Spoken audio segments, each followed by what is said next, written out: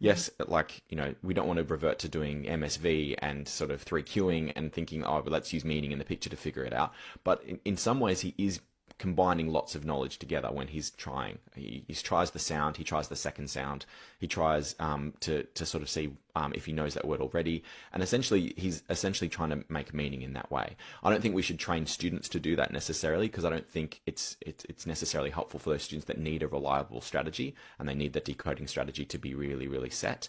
But eventually we need to give students access to those authentic reading experiences where not every sound letter pattern that they know is going to come to bear. They might have to figure it out. Something in the research that they talk about is called set for variability. It's this idea that students need to read with the view that what they read might actually be different to how it's eventually pronounced. So just understanding the schwa, for example, and in American English it's much more rhoticized. So it might have teacher, for example, instead of in Australia we have teacher, which sounds quite different.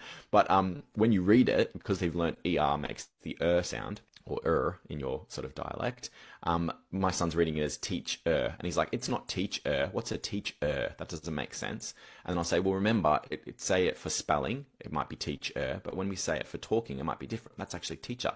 And he'll go, teacher.